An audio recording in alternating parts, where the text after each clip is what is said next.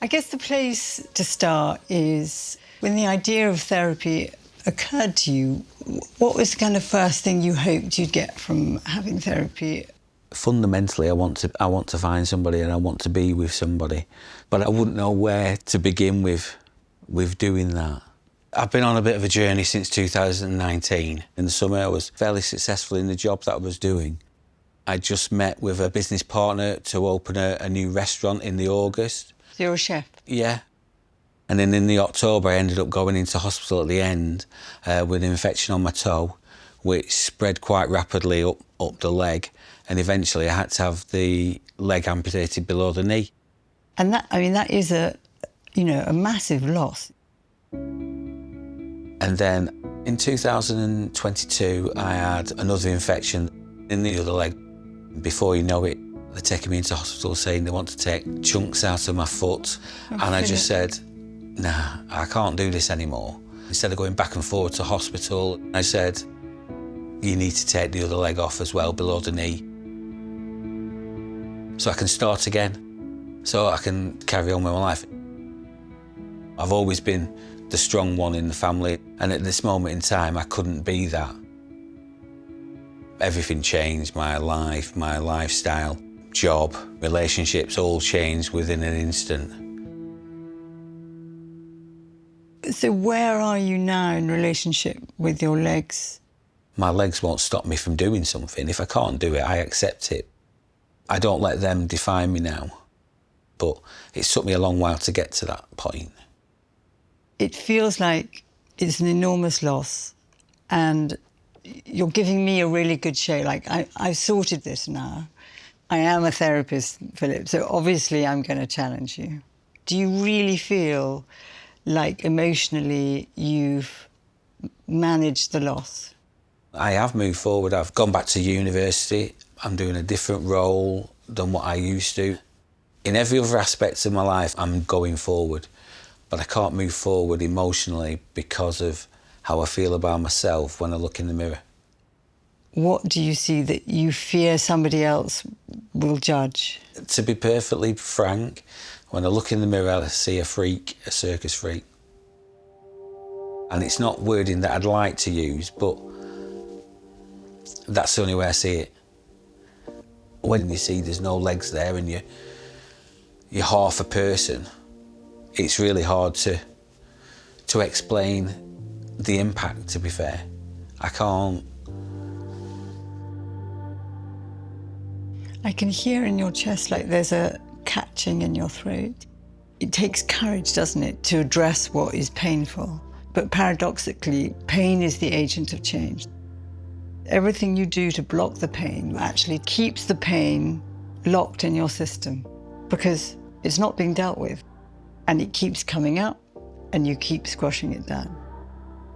I've avoided this like the plague, to be fair, because I don't have to deal with it. What I want us to think about together is ways of expressing your loss so that you begin to change your relationship with your body. Is there something between now and next week that you could begin to practice? Just experimenting with looking in the mirror and changing the voice in your head, what that might be like. How does that sound? Yeah, really good. Positive.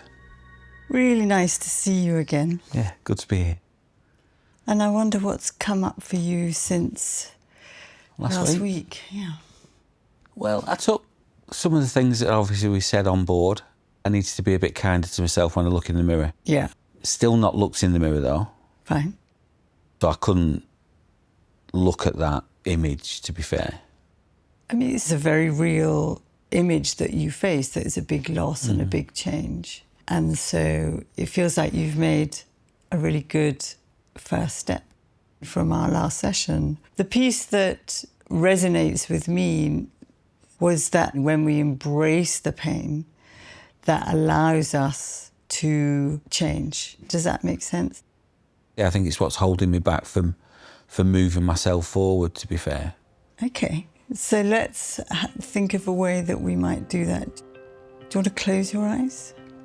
Take a big breath in.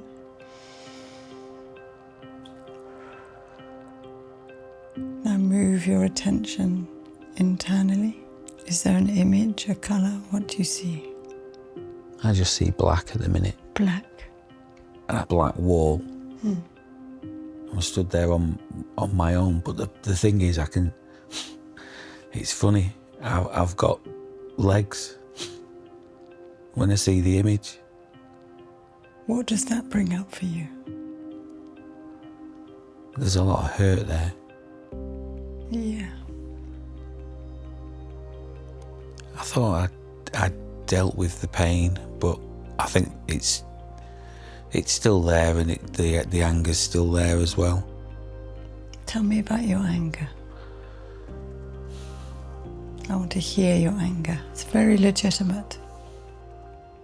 I'm just angry that they've gone, Yeah. and I can't do the things I used to be able to do. Maybe it's a facade that I've come to terms with it. So do you want to open your eyes? I think what's really significant is really being in touch with your anger. I don't like the rage and I don't like the anger because it does scare me. So one of the things I've worked with other people that we do, there's something called a two-handed interweave.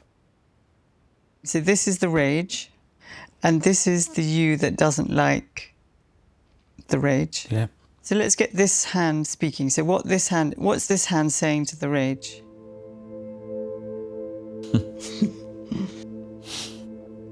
Calm down. Calm down. Okay. So what happens with this hand? It's saying screw you.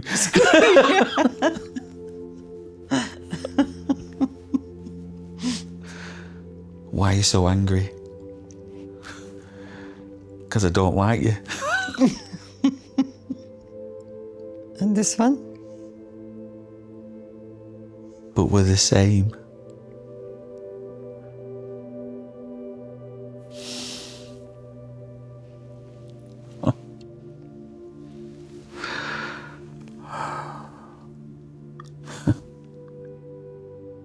Who knew it? Yeah. And both voices are important.